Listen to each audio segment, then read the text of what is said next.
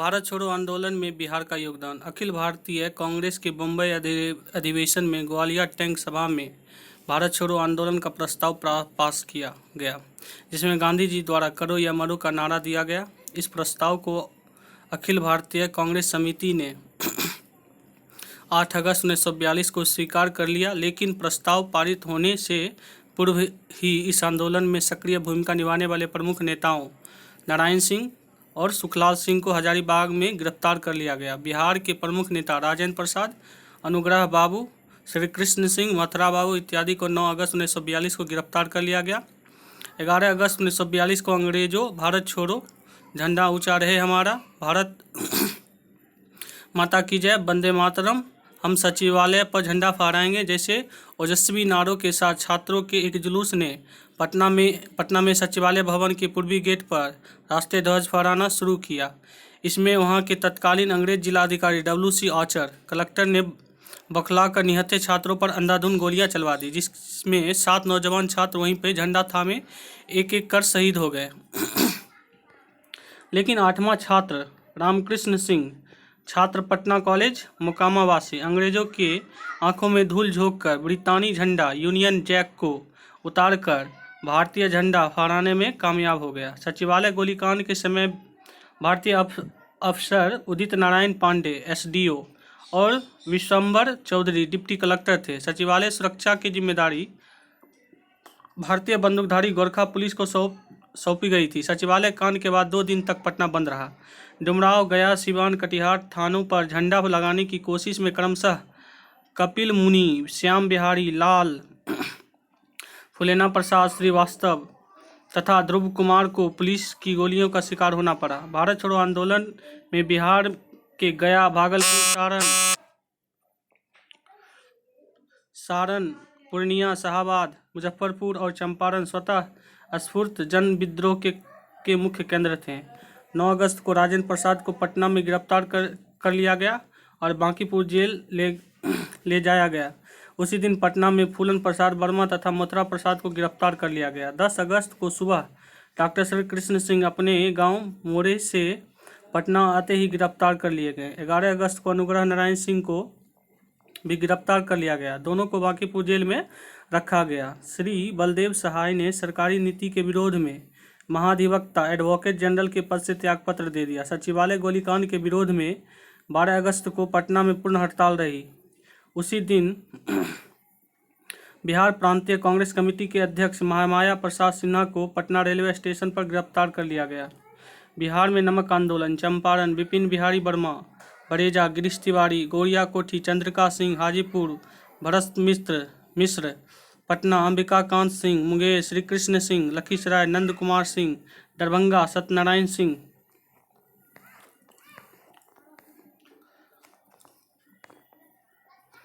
सचिवालय गोलीकांड के दिन कांग्रेस मैदान में जगत नारायण की अध्यक्षता में आयोजित सभा में संचार सुविधाओं को ठप करने एवं सरकारी कार्यों को शिथिल करने का प्रस्ताव पारित हुआ। पटना सचिवालय गोलीकांड के 7 शहीद 11 अगस्त 1942। रामानंद सिंह 11वीं शहादत नगर पटना, राम गोविंद सिंह 11वीं दशरथा पटना, उमाकांत प्रसाद सिंह 11वीं कक्षा के थे नरेंद्रपुर सारण, राजेंद्र सिंह 11वीं बनवारी चक सारण, सतीश प्रसाद झा 11वीं खरहरा भागलपुर, जगवती कुमार स्नातक खराटी ओबरा औरंगाबाद, देवीपद चौधरी 9वीं क्लास जमालपुर सिलहट असम।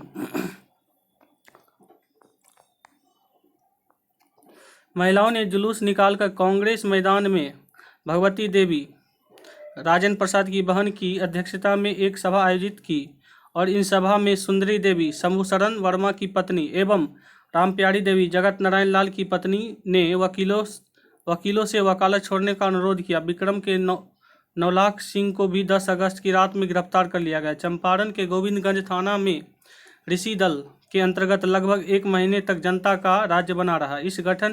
इसका गठन करने में श्री रामाश्रय दुबे का प्रमुख हाथ था। 1942 ईस्वी के आंदोलन में दरभंगा महाराज ने न केवल सरकार को अपना सशस्त्र लोगों को सेवाएं देने से इनकार किया बल्कि गिरफ्तार लोगों की मदद भी की। दिसंबर 1942 में कांग्रेस समाजवादियों द्वारा स्वतंत्रता संग्राम मोर्चा शीर्षक से एक प्रलेख निकाला गया, जिसमें क्रांति को आगे बढ़ाने हेतु एक समग्र शक्ति के रूप में मोर्चा संगठित करने पर बल दिया गया।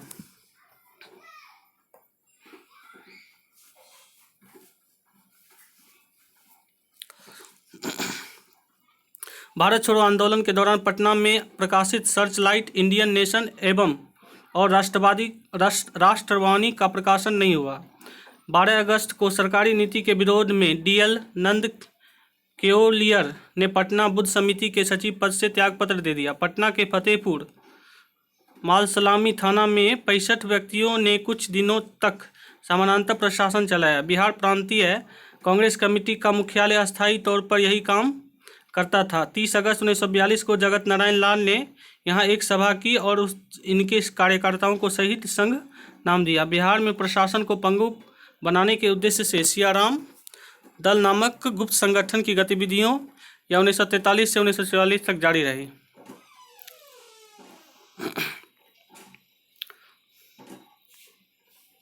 अगस्त क्रांति का बिहार के विभिन्न क्षेत्रों पर प्रभाव। 1942 के अगस्त क्रांति की चिंगारी संपूर्ण बिहार में फूट पड़ी। सारण जिले में जगलाल चौधरी ने थाने को जला दिया। चंपारण जिले के गोविंदपुर थाने में ऋषि जी महादेव प्रसाद, जगन्नाथ प्रसाद और ब्रह्मानंद तिवारी ने एक समानांतर सरकार बनानी थी और वे मुखबिरों को सजा देते थे। मुजफ्फरपुर जिले के मीनापुर के थानेदार को लोगों ने जिंदा जला दिया।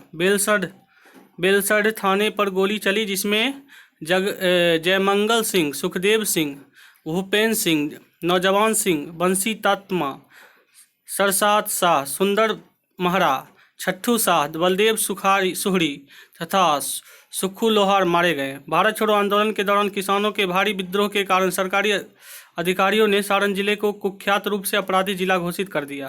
13 अगस्त को कटिहार थाने पर झंडा फहराते समय 13 वर्षीय बालक ध्रुव कुमार को पुलिस ने थाने पर डंडा फहराने के प्रयास में गोली मार दी। भागलपुर में अगस्त क्रांति का नेतृत्व छात्रों ने किया था। यहाँ शिवधारी सिंह, सुखदेव चौधरी, कैलाश बिहारी लाल गिरफ्तार हुए। भागलपुर मुंगेर के ग्रामीण क्षेत्रों में अगरजीत पासवान के नेतृत्व में तुमुल आंदोलन चलाया गया। 13 अगस्त को हजारीबाग के सरस्वती देवी तथा एक अन्य महिला बंदी को भागलपुर सेंट्रल जेल ले जा रहा था, उन्हें नाथनगर में एक भीड़ ने पुलिस के हाथों से छुड़ा लिया। सरस्वती देवी ने लाजपत पार्क में एक क्रांतिकारी भाषण दिया। दरभंगा में कुलानंद वैदिक और संगवाड़ा में कर्पूरी ठाकुर ने संचार व्यवस्था ठप करने का काम किया। अगस्त क्रांति के दौरान गिरफ्तार हुए नेता नाम: राजेंद्र प्रसाद बांकीपुर जेल में, श्री कृष्ण सिंह बांकीपुर जेल में, अनुग्रह नारायण सिंह बांकीपुर जेल में, जयप्रकाश नारायण हजारीबाग, योगेंद्र शुक्ल बक्सर जेल में। बिहार में भूमिगत संगठन। भारत छोड़ो आंदोलन के दौरान बिहार में गुप्त क्रांतिकारी गतिविधियां भी चलाई गई थी। 29 अक्टूबर को गया के एक औषधालय में पुलिस को बम बनाने के सामान मिले। 14 नवंबर 1942 को एक प्रमुख फरार समाजवादी नरसिंह नारायण आज़ाद को गया में पकड़ लिया गया। भारत छोड़ो आंदोलन के दौरान गिरफ्तार लोकनायक जयप्रकाश नारायण हजारीबाग जेल से 9 नवंबर 1942 को रामनंदन सिंह, योगेंद्र शुक्ल, सूरज नारायण सिंह, गुलाब चंद्र गुप्त गुलाबी और शालिग्राम सिंह के साथ भागने में सफल रहे। जेल फरारी घटना में शामिल रहने के संदेह में रामनारायण सिंह, कृष्ण बल्लभ सहाय और सुखलाल सिंह को गिरफ्तार कर भागलपुर जेल भेज दिया गया। हजारीबाग जेल से फरार योगेंद्र शुक्ल को बाद में 4 दिसंबर 1942 को करनौती के बाल गोविंद सिंह के साथ मुजफ्फरपुर में गिरफ्तार कर लिया गया। 7 दिसंबर को योगेंद्र शुक्ल पटना लाए गए और उन्हें बक्सर जेल भेज दिया गया। जेल से भागने के बाद जयप्रकाश नारायण के साथ रामनंदन मिश्र और शालिग्राम सिंह, अच्युत पटवर्धन, की बहन विजया के साथ कलकत्ता चले गए। वहां से उन्होंने सूरज नारायण सिंह और विजया के साथ नेपाल तराई के जंगली इलाकों में छापामार युद्ध का प्रशिक्षण देने के लिए शिविर स्थापित किया। आजाद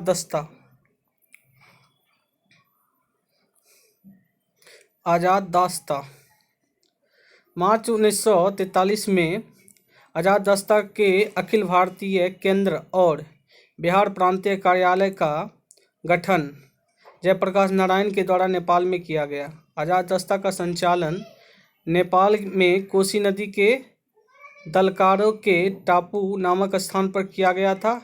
इस समय तक श्याम नंदन सिंह के साथ राम मनोहर लोहिया भी नेपाल पहुंच गए थे। डॉक्टर लोहिया संचार एवं प्रचार विभाग का निर्देशन करते थे।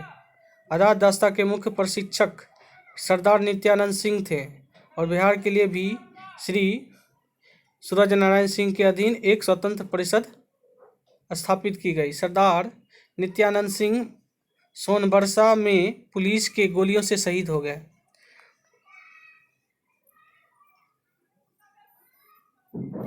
मई 1943 में जयप्रकाश नारायण, डॉक्टर लोहिया, श्याम नंदन सिंह, कार्तिक प्रसाद सिंह, ब्रजकिशोर सिंह, श्याम सुंदर और बैजनाथ झा को अचानक नेपाल सरकार द्वारा गिरफ्तार करके हनुमान नगर जेल में रखा गया।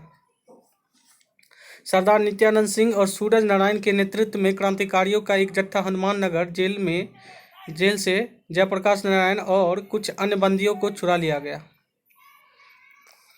18 दिसंबर 1943 को जयप्रकाश नारायण पुनः मुगलपुरा में गिरफ्तार कर लिए गए। 1943 के अंत तक आजाद दस्ता सक्रिय रहा, परंतु इस आंदोलन के प्रमुख नेताओं की गिरफ्तारी के बाद यह प्रयास विफल हो गया। श्रीमती कृपलानी की गिरफ्तारी पटना में 28 अप्रैल 1944 को हुई। 15 जून 1945 को डॉक्टर राजेंद्र प्रसाद भी बांकीपुर जेल से रिहा कर दिए गए। फरवरी 1946 में जयप्रकाश नारायण की रिहाई के प्रश्न पर दबाव बनाने के उद्देश्य से जयप्रकाश दिवस मनाया गया। मार्च 1946 में संपन्न विधानसभा चुनाव में 152 सीटों में से कांग्रेस के 68 और मुस्लिम लीग की 34 सदस्य निर्वाचित हुए थे। 24 मार्च 1946 को ब्रिटिश मंत्रिमंडल के 3 सदस्य पैथिक लॉरेंस, स्टैफर्ड क्रिप्स और ए.बी. अलेक्जेंडर के कैबिनेट मिशन ने नया संविधान बनाने तथा अंतरिम सरकार के गठन की संस्तुति की। कांग्रेस ने कैबिनेट मिशन की योजना को स्वीकार कर लिया, पर अंतरिम सरकार की योजना का मुस्लिम लीग ने विरोध किया। 30 मार्च 1946 को श्री कृष्ण सिंह के नेतृत्व में बिहार में दूसरी कांग्रेसी मंत्रिमंडल बना। जून 1946 में संपन्न संविधान सभा के चुनाव में कांग्रेस को 296 सीटों में से 111 पर विजय प्राप्त हुई। कांग्रेस के इस जीत के बाद मुस्लिम लीग ने पाकिस्तान प्राप्त करने के लिए 16 अगस्त 1946 के दिन को देश भर में प्रत्यक्ष कार्यवाही दिवस के रूप में मनाया। उसी दिन कलकत्ता में भयंकर सांप्रदायिक दंगे शुरू हो गए और इसका दुखद अंत पूर्वी बंगाल में ढाका, नोआखली और त्रिपुरा जिले में हिंदुओं के बड़े पैमाने पर हत्या और लूटपाट के साथ हुआ। पूर्वी बंगाल की प्रतिक्रिया बिहार में हुई। 1946 के अंत में प्रांत के कई स्थानों पर सांप्रदायिक दंगे भड़क उठे। इस सांप्रदायिक दंगे का व्यापक प्रभाव छपरा, पटना, बिहार शरीफ, जहानाबाद, बांका आदि शहरों पर हुआ। मार्च 1947 में गांधी जी सांप्रदायिक दंगे के बाद बिहार में शांति सद्भावना का संदेश देने के उद्देश्य से आए थे। 9 दिसंबर 1946 को स्वतंत्र भारत का संविधान निर्माण के लिए संविधान सभा का प्रथम बैठक बिहार के सच्चिदानंद सिन्हा की अध्यक्षता में संपन्न हुई। बाद में संविधान सभा के अस्थायी अध्यक्ष डॉक्टर राजेंद्र प्रसाद बने। 15 अगस्त 1947 को भारत को स्वतंत्रता मिलने के बाद बिहार में प्रथम स्वतंत्रता दिवस बड़े उत्साह से मनाया गया। जयराम दास दौलत राम बिहार के प्रथम राज्यपाल और डॉक्टर श्री कृष्ण सिंह बिहार के प्रथम मुख्यमंत्री के रूप में 15 अगस्त 1947 को पद ग्रहण किया। उसी दिन राज्यपाल ने 1942 की क्रांति में पटना सचिवालय गोलीकांड में शहीद छात्रों की स्मृति में पटना में बनाए जाने वाले शहीद स्मारक की आधारशिला रखी।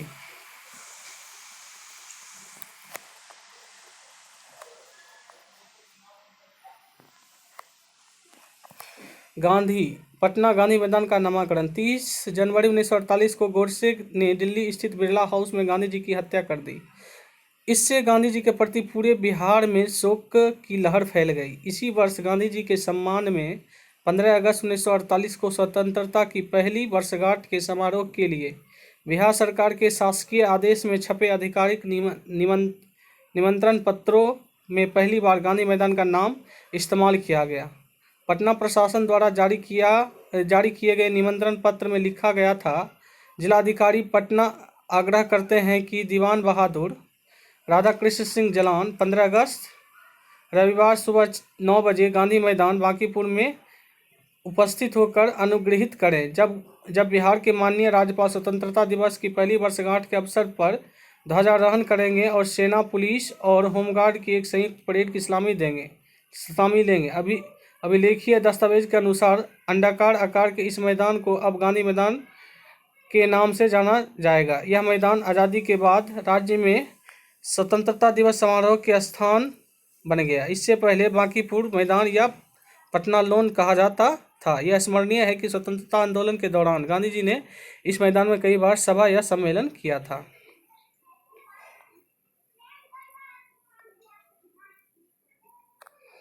स्वतंत्रता आंदोलन में बिहार की महिलाओं का योगदान। सन 1917 में बिहार में महात्मा गांधी के पदार्पण के साथ ही आंदोलन में महिलाओं का झुकाव बढ़ गया।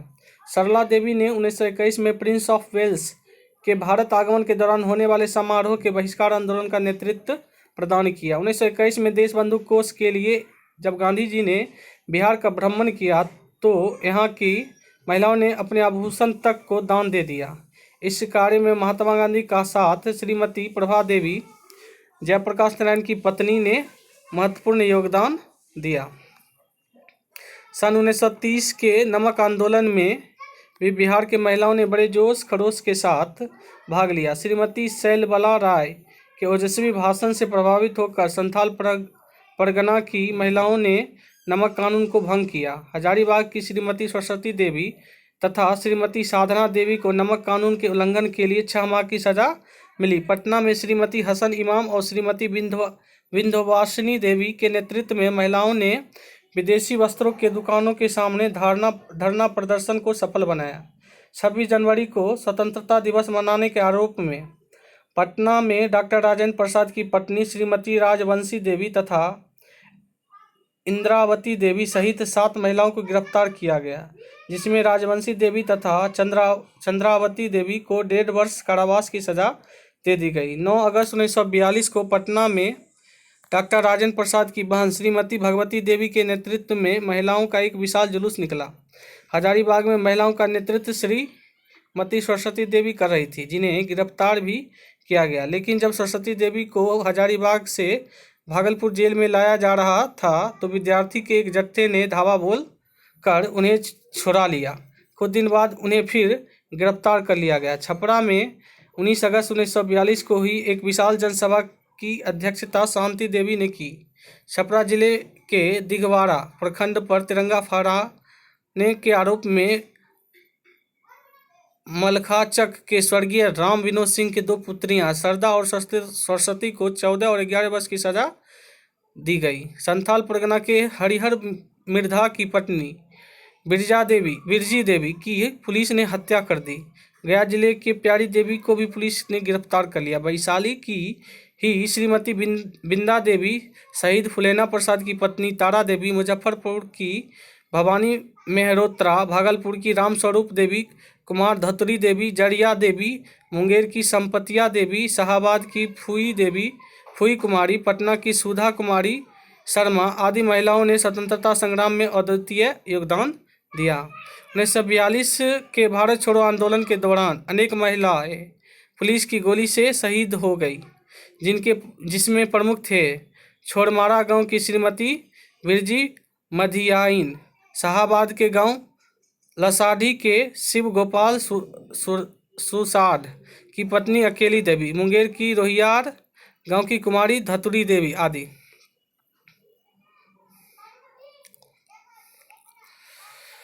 बिहार भ्रमण पर आने वाले विदेशी यात्रियों का विवरण। मेगास्थनीज 1950 से 290 ईस्वी पूर्व, यह बिहार आने वाला प्रथम विदेशी यूनानी यात्री था जो यूनानी राजा सेल्यूकस निकेटर का राजदूत बनकर चंद्रगुप्त मौर्य के दरबार में करीब 14 वर्ष तक रहा, जो दोनों के बीच मैत्री और संधि कराने में अहम भूमिका निभाया। मेगास्थनीज ने अपनी पुस्तक इंडिका में पाटलिपुत्र नगर और उसके प्रशासन का विस्तृत चर्चा की है। इसके पर अनुसार भारत में अकाल नहीं पड़ता था और इस समय दास प्रथा प्रचलित नहीं थी। अपनी पुस्तक इंडिका में उसने पाटलिपुत्र को पोलीब्रोथा या पालीब्रोथा कहा। इसके अनुसार पाटलिपुत्र नगर भारत का सबसे बड़ा भव्य और बड़ा नगर था, जो 80 स्टेडियो मतलब 9.5 मीटर लंबा और 15 स्टेडियो मतलब 1.6 मील चौड़ा था। यह सूसा और एकबाताना के नगरों से भी सुंदर था। सूसा और एकबाताना के नगरों से भी सुंदर था। पाटलिपुत्र नगर गंगा और सोन नदियों के संगम पर स्थित है।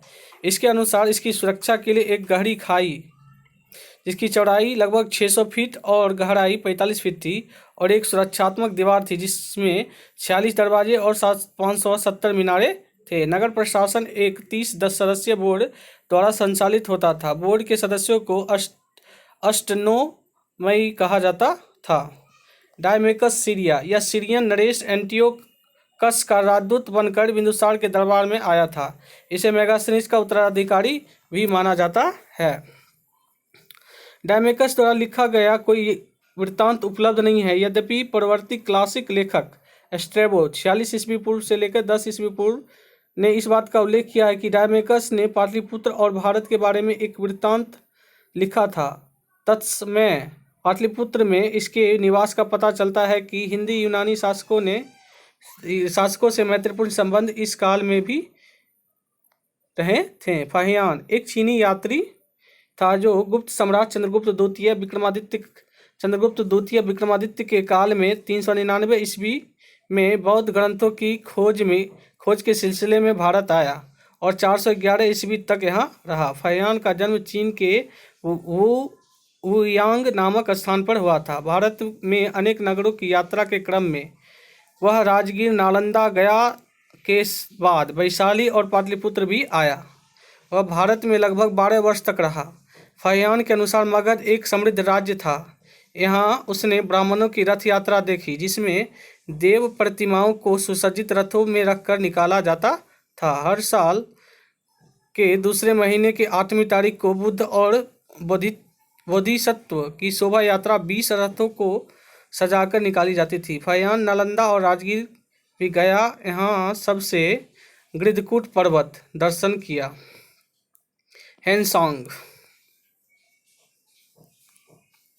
हेनसांग एक चीनी यात्री था जो हर्षवर्धन के समय में 629 ईस्वी पूर्व में भारत आया।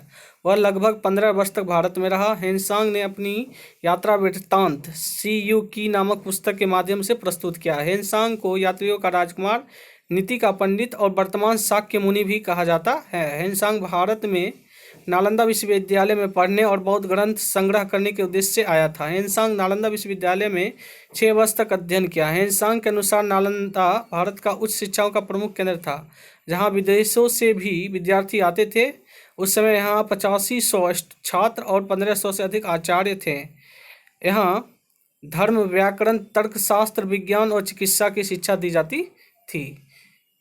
उसके अनुसार शहर में महायान और हीनयान संप्रदाय के 2 भव्य बौद्ध विहार थे, जिसमें 600 से 700 भिक्षु रहते थे। हेनसांग के अनुसार उस समय पाटलिपुत्र अपनी भव्यता खो चुका था और कन्नौज अपने उत्कर्ष पर था। इत्सिंग 7वीं सदी में ही भारत आने वाला दूसरा चीनी यात्री था, जो 673 ईस्वी में भारत आया और 692 ईस्वी तक रहा। इत्सिंग ने नालंदा महाविहार में शिक्षा ग्रहण की थी। इसके अनुसार नालंदा में उस समय 5000 भिक्षु रहते थे। उसने विक्रमशिला महाविहार के संबंध में भी चर्चा की है। धर्मस्वामिन तिब्बत बौद्ध भिक्षु धर्मस्वामिन एक तिब्बती यात्री था। यह 13वीं शताब्दी में पाल शासकों के अवसान के समय में भारत आया था। वह नालंदा महाविहार में बौद्ध शिक्षा ग्रहण करने के लिए आया था।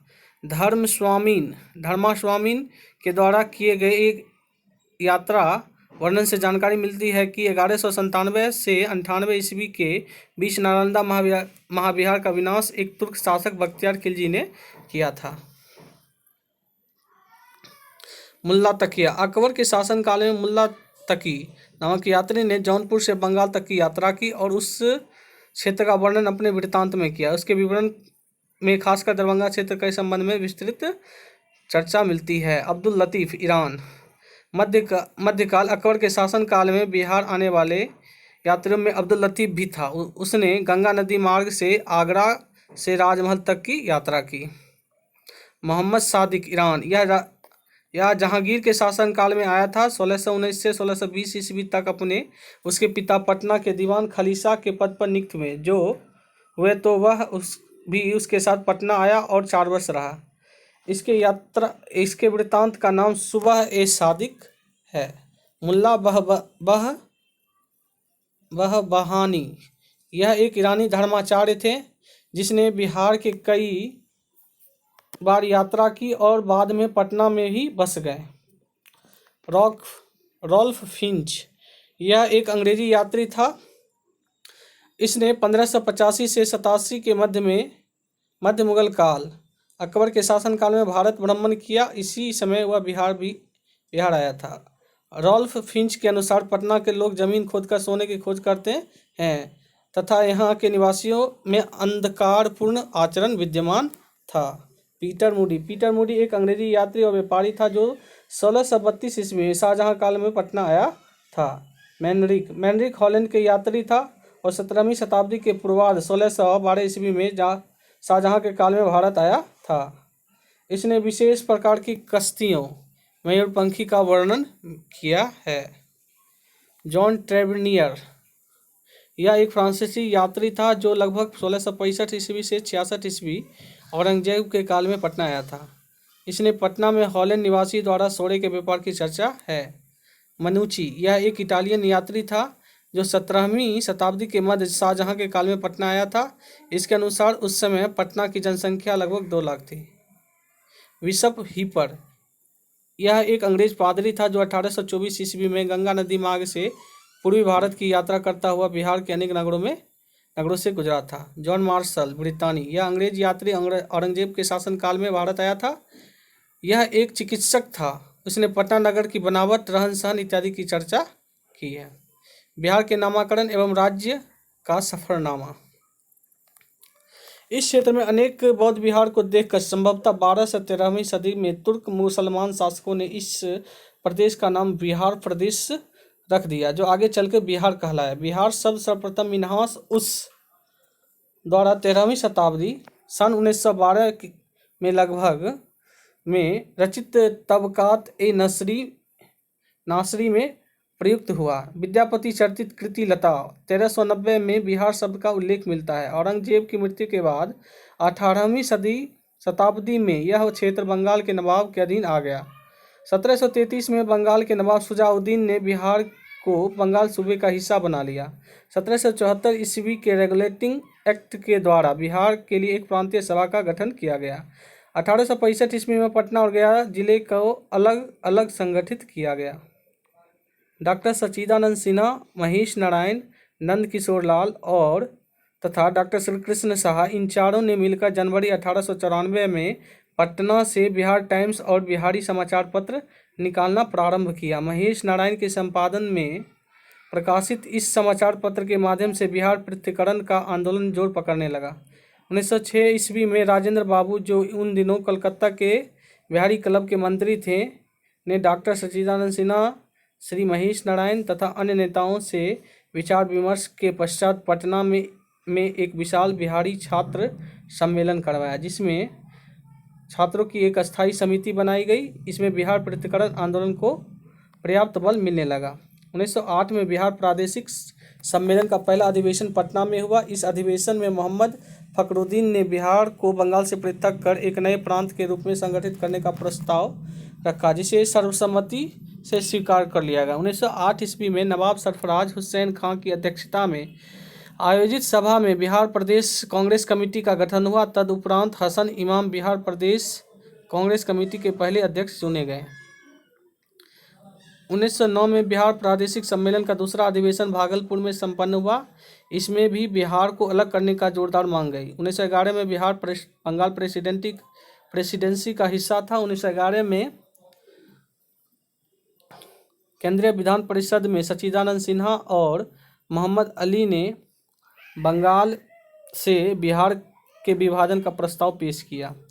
12 दिसंबर 1911 को दिल्ली में आयोजित शाही दरबार में जॉर्ज पंचम की उपलब्धियों में गवर्नर जनरल लॉर्ड हार्डिंग द्वारा बिहार और उड़ीसा के क्षेत्रों को बंगाल प्रेसिडेंसी से अलग कर एक नए प्रांत के रूप में संगठित करने का घोषणा की गई। इसके अनुसार 1 अप्रैल 1912 को बंगाल से 3,50,00,000 जनसंख्या के साथ 3,29,584 वर्ग किमी क्षेत्र को अलग कर बिहार उड़ीसा सहित एक नए प्रांत का गठन किया गया और जिसका राजधानी पटना को इसका राजधानी बनाया गया। बिहार को पृथक राजधानी बनाने की मुहिम का नेतृत्व डॉक्टर सच्चिदानंद सिन्हा महेश नारायण ने किया था। अतः बिहार को स्वतंत्र प्रांत गठन करवाने का श्रेय इन्हीं को दिया जाता है। 20 जनवरी 1913 को बिहार उड़ीसा के लेफ्टिनेंट गवर्नर को नवगठित काउंसिल का प्रथम बैठक बांकीपुर पटना में हुई, जिसकी अध्यक्षता बिहार उड़ीसा के lieutenant governor sir Charles Stuart Bailey ने की। 1916 में पटना उच्च न्यायालय और 1917 में पटना विश्वविद्यालय की स्थापना हुई। पटना में एक नए भवन का निर्माण किया गया, जिसमें 7 फरवरी 1921 को बिहार एवं उड़ीसा का लेजिस्लेटिव काउंसिल का प्रथम बैठक हुई। इसकी अध्यक्षता सर मोदी ने की थी। 1935 ईस्वी में गवर्नमेंट ऑफ इंडिया एक्ट पारित होने के बाद 1 अप्रैल 1936 को बिहार से अलग उड़ीसा प्रांत का गठन किया गया तथा पुराने गवर्नमेंट ऑफ इंडिया एक्ट 1919 के एक सदनी विधानमंडल के जगह नए कानून के अनुसार द्विसदनी विधानमंडल स्थापित किया गया। 1956 ईस्वी में राज्य के पुनर्गठन के क्रम में पुरुलिया और पूर्णिया जिला के कुछ क्षेत्र पश्चिम बंगाल को हस्तांतरित कर दिया गया। 15 नवंबर 2000 को बिहार के दक्षिणी भाग 18 जिलों को अलग करके झारखंड नामक एक नवीन राज्य का गठन हुआ। इसका विभाजन से पूर्व बिहार में 13 प्रमंडल, 55 जिले और 54 लोकसभा और 324 विधानसभा सीटें थी, जो विभाजन के पश्चात बिहार में 9 प्रमंडल, 37 जिले और 40 लोकसभा और 243 विधानसभा सीटें रह गए थे। 2001 में जहानाबाद जिले से काटकर नया अरवल जिला का निर्माण कराया गया। इसके बाद बिहार के जिलों की संख्या कुल 38 हो गई।